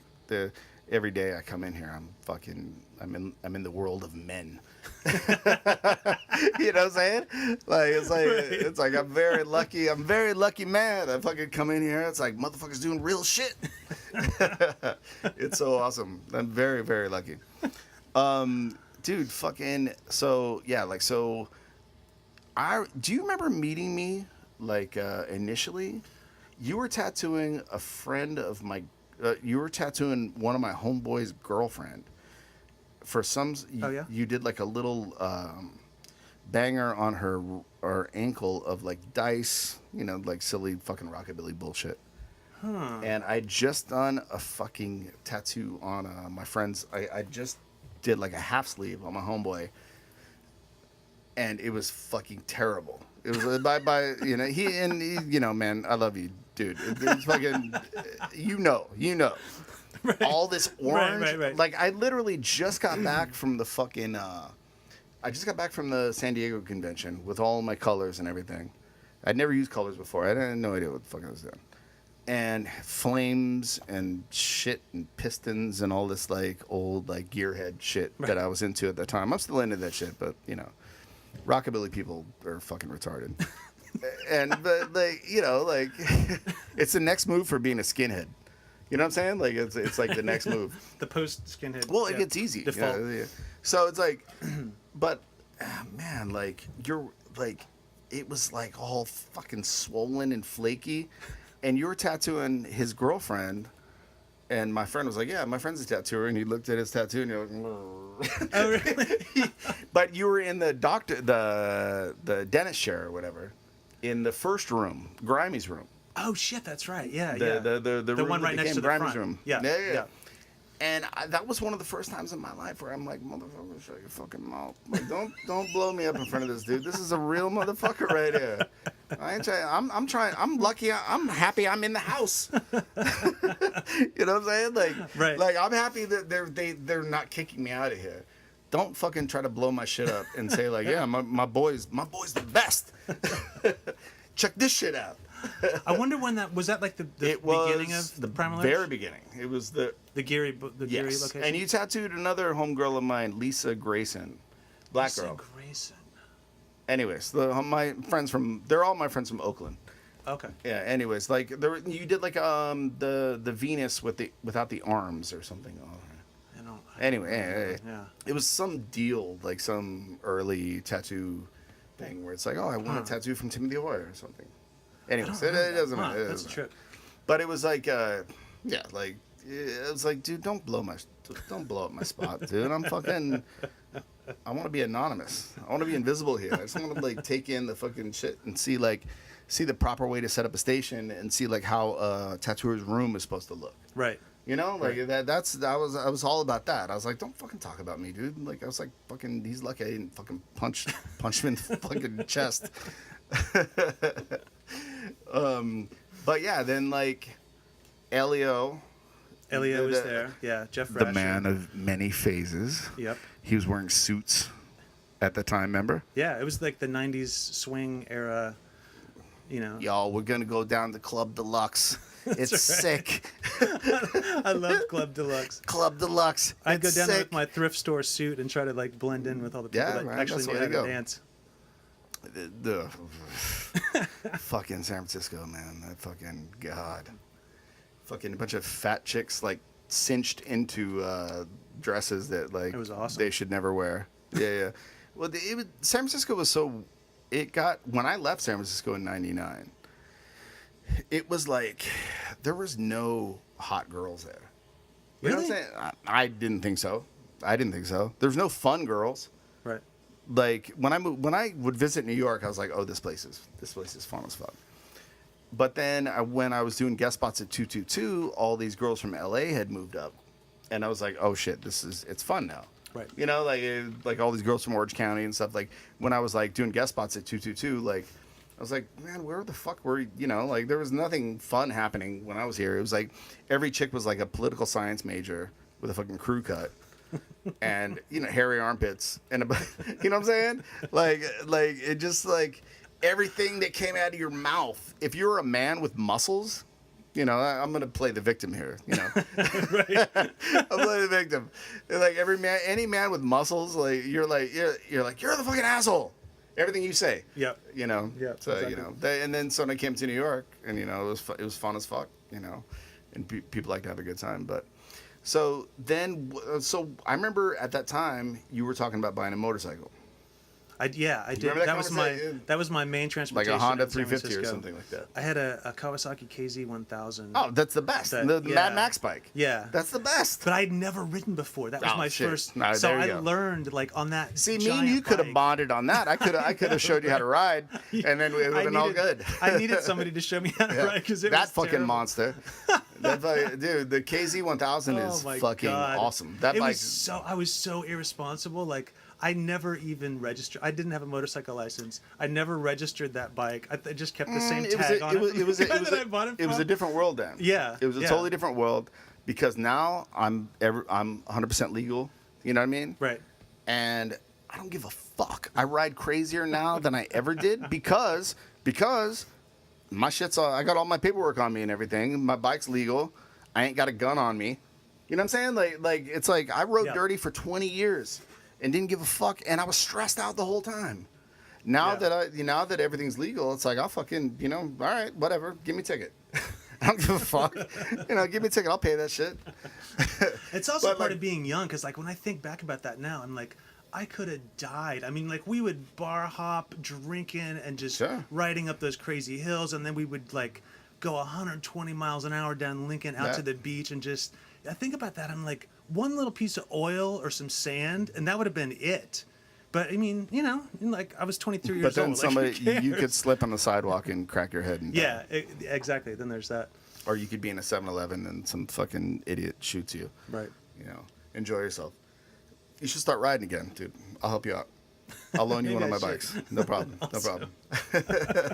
I love it. No problem.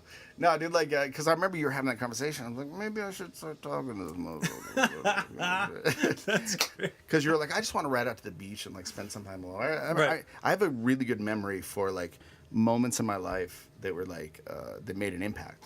You know what I'm saying? Right. And I'm never that dude to, like, be like, hey, dude, I met you here. But when we have this opportunity to talk like this, it's like this, you know, that's when it Yeah, comes yeah. out. You know. So what about San Francisco made you want to split besides hairy armpit, political science major women? Well, I put in. That was my interjection, Right. by the way. That's my perspective. He could have had a totally different perspective. I put in a couple years at Primal Urge, and that was a great time. There was so much experimental stuff. It was really fun. I love working with Jeff Rasher. He's one of my favorite people in the world to this day. Rash dog. Oh man, he's great. And he was always like the Skinny voice of motherfucker. reason. He was the one that would like call bullshit on the artsy stuff that was He going would on. call So it bullshit kept on us everybody. grounded. Yeah, it kept Because us he grounded. would call bullshit on everybody. Like Yeah. Rasher's one of those guys. Like when I started guest spotting at 222. When I left Everlasting, he was like, "Oh, I heard you're moving to New York." I'm like, "Yeah." He's like, or no, when I was at Primal Urge. And no, I'd already made plans to move to New York when I was at Everlasting, and then Grime and me and Mike were coming to a head for reasons like growing pains kind of reasons. yeah. And he was like, man, you're leaving? You're the only guy I like. I was like, nigga, you never act like you like me. I was like, you're always one hair away from me, like being like, hey, dude, we got to talk. You know, because he's a Right. smart mouth. You know Right, what I mean? right, Like, right. you know, so like, you know, like, but like when every time I would work with him at 222, it was like such a great discourse because he'd be like, yeah, you shouldn't do it like that. Or, you know, like it was never hands off Yeah. critique. You know what I'm saying? Like, Yeah. like, which I really appreciate that. I appreciate that to this day. That's the best thing. You know what I'm I saying? mean, Like, fucking garbage. Dude, I've always said, like, if you want somebody to tell you your shit's great, just call your mom. She'll tell you everything. that's a But, bumper sticker right like, there. Rasher That is is a the fucking one- that's like yeah, that's the fucking bumper sticker. Rasher's the one that you could always count on that guy for an honest opinion, Dude, And he seriously. wasn't douchey about it, but he would just say, I don't like that because of this, and you'd look at him and be like, oh yeah, now I see it, and that was so valuable at that time. Like I learned so much from his opinion. Garver's like that with me, like now, because he, you know, good. he's my mentor. You know, like Sure, know, yeah. even though he is, you know, under my roof, he's still like one of He's like the the greatest tattooers of all. He's the that's Anderson ever Silva lived. of tattooing for And- sure. Yeah, and he is always just kind of like, yeah, you should have spent more time on that. You know what I mean? Like, and I don't freak out because I'm always like, because you probably know, you know what I mean? Like, but I also look at life. I look at life like it's coats of paint. right. You know what I'm saying? Like it's all just coats of paint. Like my lady, like she, you know, like every day can't be the Super Bowl. Every day is just another coat of paint. You know what I'm saying? Like some Right. days you have fucking amazing days where you're just like, I crushed it all day today, and then you're like, you know, I just did what I needed to do. Especially when you're doing big tattoos, you're like doing a fucking, we call it the Mikiri blues, the Japanese background. Oh right. Yeah, they make it was like, Yeah. I'm fucking just okay, like, and you feel bad because it's like, yeah, $600. I just did like a bunch of section semicircles. this big of clouds. You know what I mean? Like you're no closer to completion than you were before you walked in. It doesn't look much different. Yeah, than it's when you like showed up. you're like, where did he tattoo me? So like, you know, like it's just another coat of paint. You know what I mean? Like Yeah. it's just like, and then you know, pretty, you know, like then it gets harder and harder and stronger and more resilient. Yeah. You know, like every day is just another coat of paint. So yeah, like I love that kind of criticism. And from you people. need that to really make any progress, I think. Motherfucker, we're- like I know who I am. Like I know, Right, right. I know what I got. Right. You know what I'm saying? Like Yeah. it's not like I don't feel like I belong at the big table. You know what I'm saying? Like Yeah. I know this, but you know when real motherfuckers like are like, hey man, like, you know, like they will, you know, preface it by like, you know, you do this better than anybody. I thought that was garbage, and I'm like, Yeah. thank you.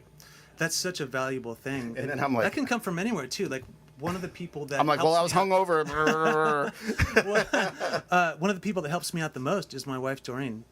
Oh, sure, And, because she knows you she's- in and out. Yeah, and she's not an artist, but she has such a great eye for art, and she's turned me on to a bunch of artists. And every time I want to really know the true deal on something, I'll show her what I'm working on, and she'll say, "What about that?" And she'll point right to the thing that I was insecure about, that I knew was the weak spot anyway. That's and she'll say, "Hey, what's fucking going on amazing. right there?" Yeah, Like, that's "Yep, amazing. Yeah, okay, that confirmed what I already knew, that needs work. Yeah. You know, and that's what helps. That's what helps you move forward. Well, my girl, like, she doesn't know anything about Japanese tattoos at all. You know, she's into it, but like she's not going to be a convert anytime soon to that kind of stuff. She's not even really into. She has tattoos, but she's not totally into tattoos. But her and I are into all the same other shit, like fucking axes, swords, Viking shit, watching documentaries about fucking Viking ships and stuff like that. So like I posted a couple pictures of like that stuff that I've been working on. And she's like, I love that fucking shit. And I was like, I fucking love that shit. I would like to do more of that kind of stuff. You know, like I really like enjoy doing that kind of stuff.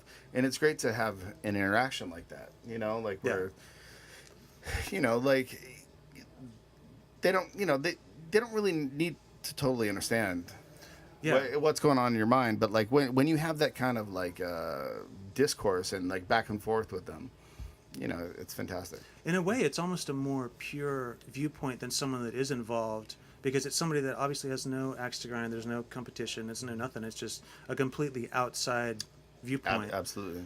And if it's Yeah. someone that you trust, I mean, that's the best thing Yeah. you can hope for. Totally. So you went back to Richmond. Yeah. You discovered this raggedy little hobo named Chris O'Donnell. He was a little guy. He was young. He was doing his thing. Yeah. I was in San Francisco, and I was at the point where I kind of wanted to open my own spot, but I didn't want to do it in San Francisco because there were so many shops already, and I was like, it's time to do something else.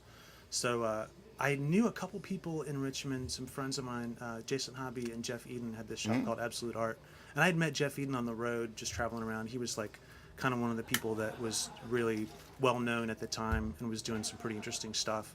Okay. And so those guys had this shop together in Richmond. So I ended up going to Richmond and going in partners with Jason Hobby, and we stayed in the building those guys were in, but moved up a floor. So we basically like opened a new version. I know. You fucked up. But they were established there. They had like it was the same spot that had been a tattoo shop for years and the same phone number. and all How that. sick would it, like, as both of us being like, you know, like I'm from a fucking like a outside of the city type of. If I fucking wanted to go back to my hometown right now, I would fucking crush that shit. That city would be mine. You know what I'm saying? Yeah, totally. See, like my work ethic and my, you know, everything that I've learned in New York City, it's like, I fucking, dude, it would be amazing. It would be awesome. But I don't want to. I want to go back and visit. No disrespect to people that are from my hometown, because, you know, it is what it is. But, like, dude, it would be awesome. I would have a fucking army of guys lined up to work for me the minute I fucking made an Instagram post. Yeah. The minute I made a post, I'd be like, Yep. You could put that shit together in 2 days. yes. I got credit, son. I got credit in the straight world.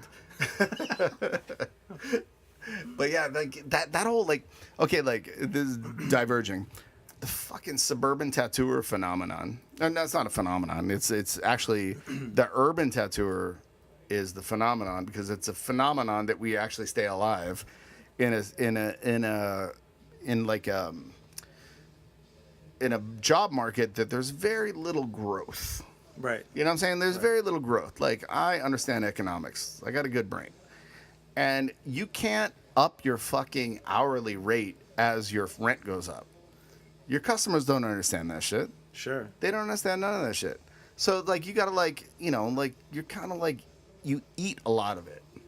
You know? Like, Yeah. you fucking eat a lot of it. And you just take it, you know, you're like, this is the way it is. And you're kind of in an aquarium, and somebody just keeps lifting the top and adding more fish.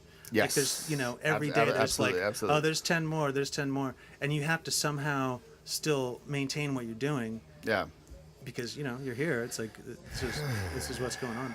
Yeah, you know, you know, like, being in the suburbs, man, fucking, you know, no respect to Mario Barth, but, like, he made a video where he's driving a fucking Lamborghini. It's got fucking tribal on the side of it. And then his wife is talking Sick. about, like, how, like, yeah, you know, dating or married, having a tattooer husband, like, it's great because, you know, you can have whatever you want. Like, thanks a lot. That's awesome. Yeah. That's awesome for all those people that are, like, still hustling and struggling that don't have $800 a month rent on their fucking 3 fucking level house. You know what I'm saying? Like, Right. What the fuck? Like, it's fucking bullshit. Dude, if I fucking lived in any other city in America, you know, I treat myself well. But, like, it's fucking bullshit. Oh, it's crazy. It's fucking Anytime bullshit. you go out of here to any place else and you see what people are paying for what they're getting, you're like, Well, what am I dude, doing? Like when I decided to open Invisible, it was because it was like it was like I was at Adorned, and me and O'Donnell are walking down the street, the Golden Boy, Goldie. We're walking up the street, and there's a fucking line of Hummers for some tattoo shop that I'd never heard of. Oh, for fuck's sake. And I was like, and this was like 9-10 years ago. I was like, there's no rules. Fuck it. I'm taking it. I definitely got more than this motherfucker has. You know what I'm saying? I you know, like, you know, I want, like, you're always thinking, like, I'm not ready. I'm like, Right. motherfucker, I know everything. I know way more than this motherfucker. He's got 3 fucking Hummers. Look where he's at. This fucking retard.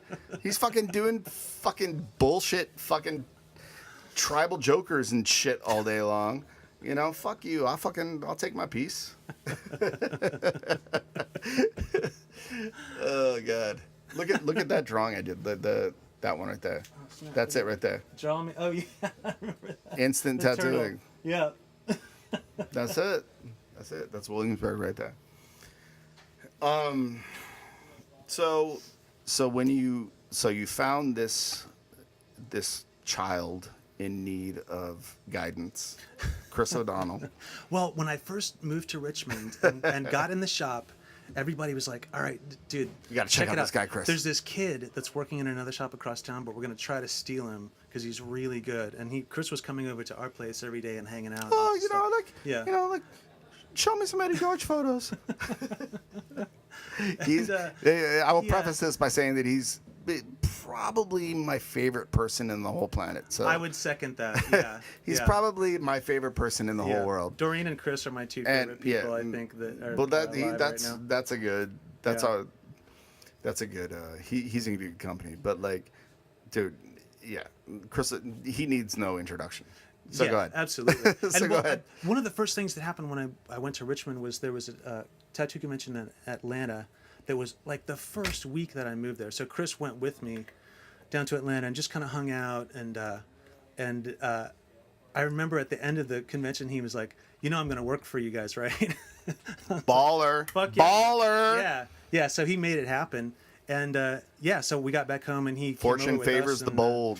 and People. yeah, and we worked together at Absolute Art for I guess it was a couple of years. He with was those like, other "I'm going to guys. work for you." Yeah, yeah, yeah. That was the That's only what's up. shop I've had That's what's up. where That's the way you got to roll. I was like the guy that had employees and stuff like that, which I was no good at whatsoever. I'm not good at saying to somebody, "Hey, why were you 15 minutes late for work?" That's not. Well, that's why something you I've say ever you excelled handle at. all your own appointments, Right. and your relationship with them is your relationship with them, Right. and it's got nothing to do with us. Right. And if they Yelp us, then it's your ass, because I will beat your fucking ass in my office. You know what I'm saying?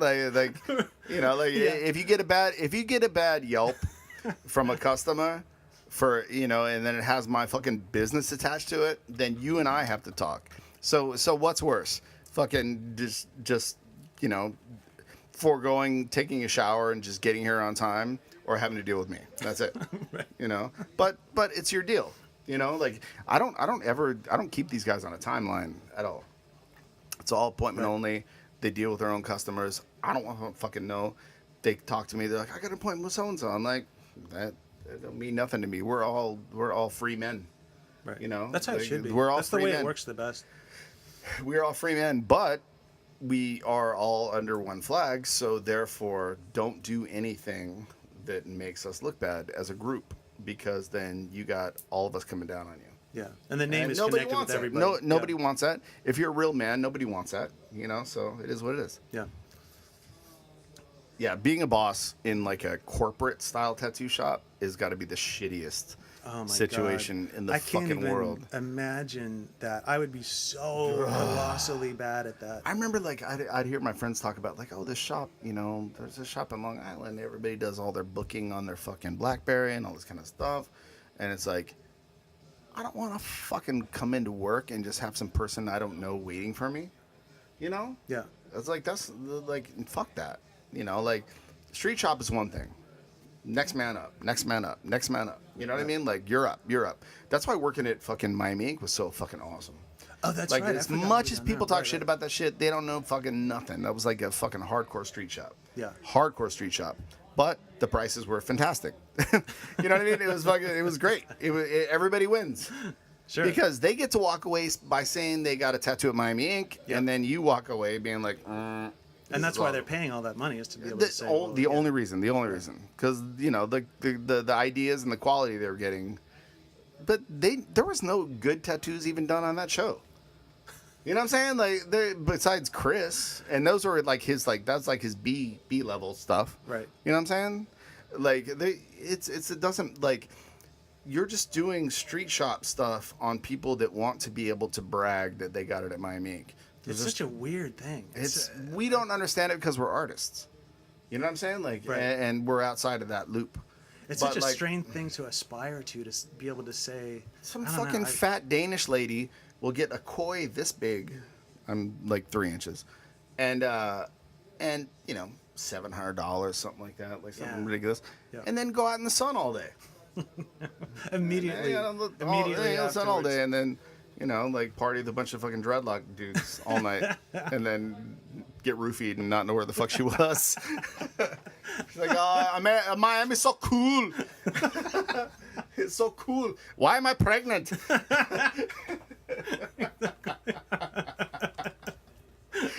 Yeah, it's the best. But man, it was a hustle, man. Like it was super fun because you know it would just be a bunch of us dudes in the back, chilling, and then you know they'd be like, Troy, you're up. Morgan, you're up, and that's fucking. I like that. Like That's the traditional street shop rotation kind of thing where everybody something takes like that a turn. can still be built. Sure. Something Sure. like that could still be built. Sure. Like, you know, that's not dead. And I really like that format Yep. of Well, you look at like what Smith Street is doing. Like I love those guys. I try Killer. to go over there and Yeah, of visit course. whenever I can. I'm trying to get them on the they're- show. Oh man, it's amazing. They don't because they're- respond. They never call. Oh. You never call.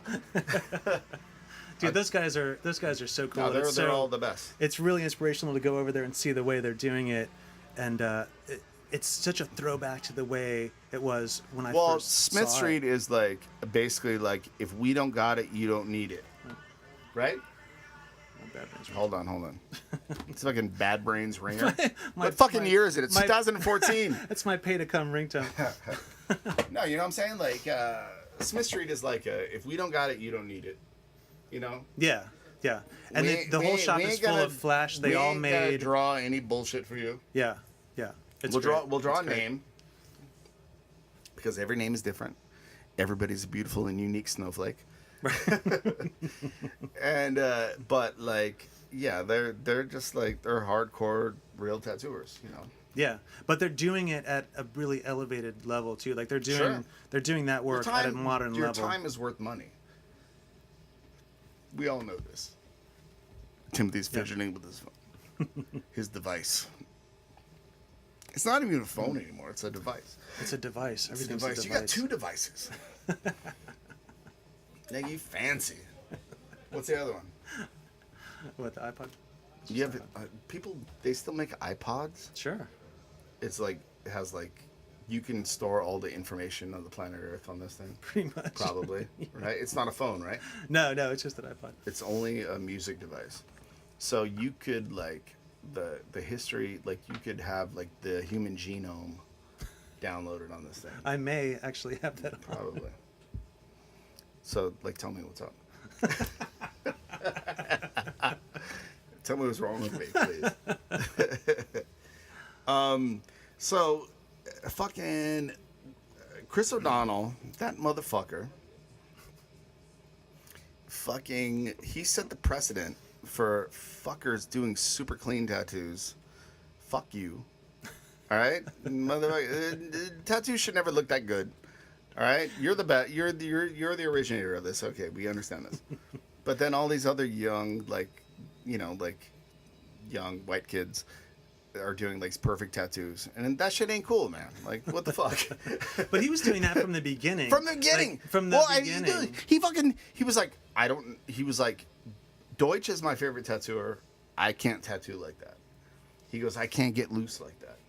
And he would try, and it would still be cleaner than my cleanest tattoo that I've ever done. Yeah, like, that's a ever. liability. It would be cleaner than the tattoo that I've been like, you know, I mean, Yeah, like white knuckling the whole thing. He's like, yo, man, I fucking flared it out. Like, I fucking try to hook the fucking lines. I was like, dude, that shit is cleaner than anything I've ever done in my life. He's the best.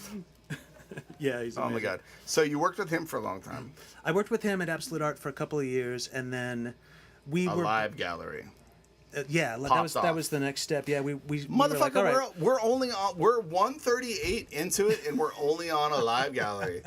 Invisible Radio is back, bitches. We're gonna have to do part 2. Fuck no. We're gonna get fucking super drunk, and then we're gonna call a Puerto Rican. I gotta talk to him in his car for like 2 minutes, super quick, and then we're gonna fucking kick the party into second gear. Oh shit. Let me make that call real quick. No, I'm just kidding. So, Alive Gallery. Alive Gallery. That was the place that Chris and I did. After Absolute Art, we decided that we kind of wanted to just have a little bit more time and space to do what we were doing, and it was going to be like. Well, but that was apartment-only also sort in of the thing. time. That was also when it was like, okay, like the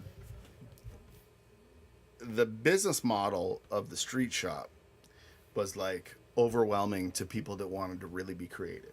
Right. You know, it was too much. It was like too many stupid people like intervening on your thing. You're like, I just need to be alone in my drawing space and just Right. be with my customer. I don't need to like when I have a consultation with my customer, like a woman, she can get naked. I could look at her body, I could draw it on her, you know, without a bunch of creepy lurkers. You know what I mean? Like that. That's the that it's totally understandable. Like I agree with that as well. Like I don't want to fucking like your opinion, like any outsider's opinion doesn't matter when I'm talking to my customer. I'm lucky I'm the boss. Motherfuckers like give me like a giant amount of space. You know what I'm saying?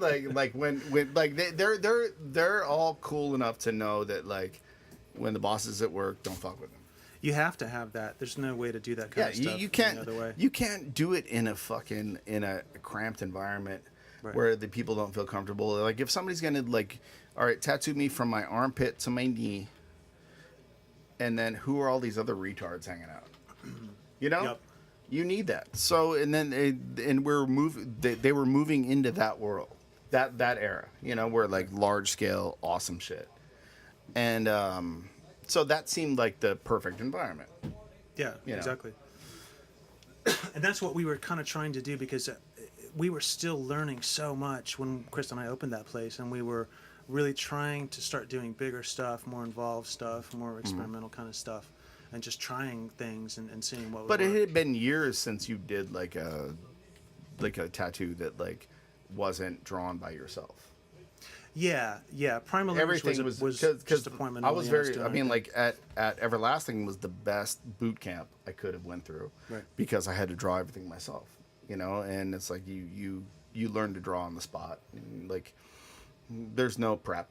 You know what I Yeah. mean? And hand stenciling, motherfuckers. Like we were still hand stenciling until Lehigh brought the first Thermofax when he came through. Oh, really? Yeah, and but we were hand stenciling shit. Hand stencil a fucking back piece. I'm making hand stencils right now still. Dude, fucking, I'll let you just freestyle on my It's cool. face. I don't give a fuck. I trust you, Holmes. It takes a lot of time, but I sort of just made it the last drawing step, so now I'm used to doing it. But what size tattoos are we talking about? On what kind of paper? like backs and shit. You're hand stenciling back pieces. I got a bunch Yeah. of Thermofaxes, Holmes. Like I'll loan you one. It's all good. You want to loan me one? I got That'd be I got a basement full of tattoo equipment, dude. I'm a fucking gangster. I fucking keep that shit on lock. I stockpile that shit. People buy guns. That's fucking retarded. cool. Well, in a way, it's almost like I buy like shit that makes me money. like I use disposable tubes. I buy needles somebody else made. I still mix pigment, but it's like making the stencils by hand seems kind of stupid at this point. But it's one of those things that like there's got to be something I got you. handmade I in the got chain. you. know I what got I'm you. saying? I got you. It's the final level of familiarity with the design. Right. To where Right. if it wipes off, you're like, I know I did it already. And it's never bad to draw something one more time. Ever. I've never drawn Yeah, something I one got more you. time and said, I should have stopped one step before this. You can always refine stuff a little more, streamline it a little more. You know, it definitely helps. But yeah, if you want to loan me a Thermofax, I'd be all about it. I got you. Dude, we were never super close, but we were like 1 degree of separation from each other. Yeah, it's weird. Like we kind of were in the same areas of time and space. Yeah, but this has been the best interview by far in the history of Invisible Radio, because Well, now there's there's all so this pressure. there's it's so gonna go much. south. Just don't start being a pussy. Too late. Don't start being a pussy. Nah, like, because there's so much like shit I wanted to say to you, like about how like that fucking tattoo you did on Schmo, like, fucking blew my mind, man. Like, I was like, there's something going on here, you know? And, you know, a lot of people try to, like, that, you know, it is what it is. And there's, like, so many people okay, you started a movement that made people that couldn't draw as good as you lazy, but then get famous. You know what I'm talking about? I've never heard it put like that. That's great. They couldn't draw hands or a face. Yeah. Right? And then they would be like, oh, it's spirit. There were certain people who shall remain nameless that used to draw figurative tattoos, and like the hands and the feet were always covered with leaves or like flowers. Or that's the hardest part. Of course, you avoid the fucking hard part. Shit, I mean, I did plenty of that. That shit's hard to draw. Yes. So, a live gallery. A live gallery. At Live Gallery, you rocked it out. Fucking you and O'Donnell. It was just the two of us, and the idea was, okay, we're going to make this private sort of appointment-only space, and we're going to have a art gallery in the front, but it's going to be a tattoo shop. And I mean, that kind of thing, I'm sure, had been done before by somebody, but there weren't a lot of places doing that, and so that's what we did for a while. We had, I mean, now it's commonplace. I mean, we didn't even really do a good job of it. There's actually a place in Richmond now called Ghost Print Gallery that does a similar kind of thing, but they do it for real. Fuck them. And they've been doing. I'm just kidding. I'm joking. Yeah, no, they've been doing it for a while. Dude, okay, like seriously, I'm getting mad serious right here. Fucking tattooers, stop with the books and all these fucking projects that involve us to work harder and make no money, right? You know the fuck I'm talking. This motherfucker knows what I'm talking about, homie. Like, okay, like if you want us to be part of your book project, all right? I respect that you want. Like, I appreciate that you want us to be part of your project. Do that shit in the winter when everybody's not working. All right, summertime is not the time for that. We're trying to fucking lock our shit down. It gets tough too because there's so ones many that come along that so you many really and they're all do. great. They're all and it's like they're all great. But it's like I got my own shit. I got 10 jobs. Right. You know, like what the fuck? Like I want to be a part of your thing, but like I can't do it. Like I don't have time. Yeah. Well, it's almost like Eddie said to me one time about that. He said, like, to the effect of, you know, these people put these things together, but where's the money for the tattooers? Are they just making money off of everybody in the book? Because and then you get a book. Eddie That's what you get is a book at the end. As OG as it gets, and he's a gangster, and he's like, you know, and he's always been so pragmatic about that kind of stuff. Totally. Like he understands the value of the work and his time. Right. And his fucking time. Like your time is worth fucking. You know, your time is valuable. No, Garver the other day was like, you know, it's like people are making less money, but there's like more free projects. You know what I mean? Like everybody's like, everybody wants you to be part of their thing, and you're like, homie, like, come on, like, it's not. I don't know. Nobody's got. I understand that you want to expand and you want to increase your revenue streams, but you know, like, I'm not interested in being in a book in between Joey Scribbles and Johnny Crayola. You know what I'm saying? You know what the fuck I'm saying? This motherfucker's laughing over here. You know what I'm saying? Like, I don't know these fucking guys. Right. I don't know these dudes. Like, call me if you're doing like a San Francisco in the 90s book. I'm in. You know, I'm in 100%. Like Grime and Craig Toth are doing that second absolutely book. awesome. Badass shit that's going on in that. I got a bunch of I couldn't contribute something to that, but a bunch of my friends, a bunch of Invisibles, put their shit in that. But dude, it's like I don't like, homie, like I don't have time to do all this fucking shit. You know, I appreciate, you know, your diligency and your wanting to move outwards from, you know, the existing, you know, ways of making money, but like, dude, it stresses everybody out. And it's hard because I feel the stress. I have a problem saying no to stuff sometimes, and sometimes people. I got guys taking days off. Yeah, I got guys taking days off so they can finish shit for other people's books. Then it's like motherfucker, like where's my money, right? Seriously, right? Where's my money? I got motherfuckers got to take 3 days off to do something for some project, and then I'm like, all right, where's my money? you know, and Yeah. they're lucky I'm not like that. But that's my brain. That's what I think, you know. Good. Right.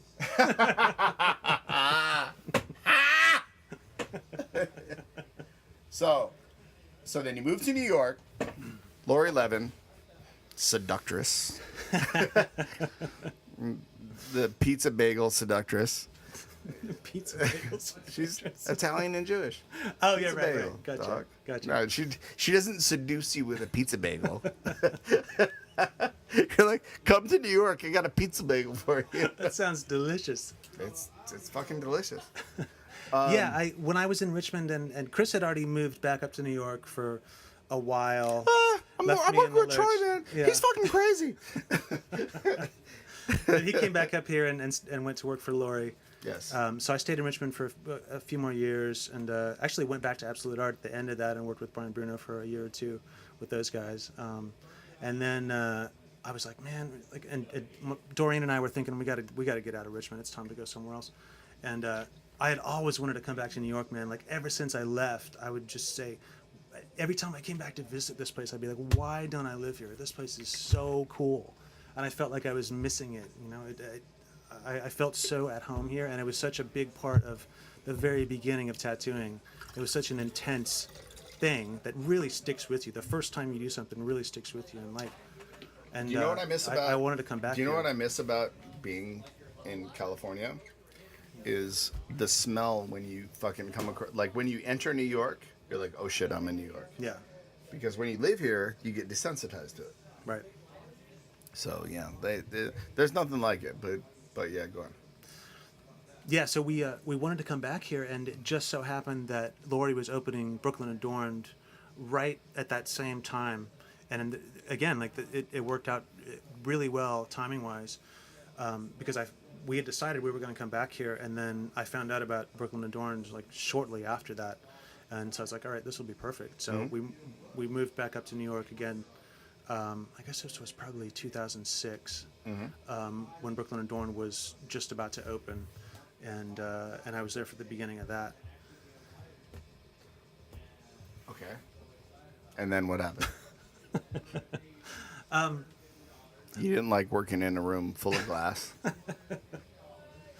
No, it was like I said earlier. that was a crazy crew of people. I learned so much, and it was also kind of a very humbling experience because I was trying to do All right, koi fish tattoos. I'm gonna fucking say this. Like, okay, like you can try to reinvent the wheel a bunch of times. All right, Right. and then a bunch of dudes in a glass room that are like warriors at heart. They're in a glass room. Everybody's listening to NPR on their fucking radios at like super low volume. You know what I'm saying? Like that would fucking drive me insane. I got tattooed there a bunch of times. I was like, Well, I think one of the things was with that place that Lori designed it so that it would be really comfortable for the customers. She's and completely. they loved it. The She's customers loved it. completely, but she completely like is like, yeah, you know, I wasn't really crazy about that place. You know, it was an idea. There's an idea, Yeah. you know, whatever. And you know, like tattooers are fucking annoying fucking pussies. You know what I mean? They complain about fucking bullshit all the time. You know, like it's like, you know, like I take her side. You know, like she's like, man, I made this beautiful fucking emporium for these people to fucking work in, and they just complain and like, you know what I'm saying? Like Sure, everybody yeah, has like yeah. weird static with each other, and it, you know, it's the customer is never right. That's the invisible Right. credo. The invisible credo is just like, you know, hey, sit down, you know, Yeah. help me help you. That's the best thing you can say. Right. It's like, Well, help me help you. I But think, like I think one of the problems with designing a shop around having privacy for every customer at every moment At every is just customer, that, yeah. like, It's not that not many possible. people really care about that. I mean, at the end of the day, I think a lot of people would like to just be in one big room. Human and hear the interaction conversations is and, everything. yeah, Human yeah, interaction absolutely. is everything. Absolutely. it's everything. Like, so, you know, and, you know, like we came from that, like Primal Urge, like having a room. Dude, I could not keep Grimy out of my room if I fucking tried. If he wasn't tattooing, what are you doing? What are you doing? Oh, it's, you know, like you want to fucking interact with people. Like it's it's in our nature. Are we gonna have to do part 2? I don't know. I'll do it if you want. I got to pee. Let's do UP. We will do a part 2. Timothy Hoyer, master of the game, fucking 20. How many years? 25. 25-year tattoo Jesus. warrior. We're gonna pick this up. We're gonna find out where he is now. Sometime next week. All Cool. right. I love you. Bye. Love you.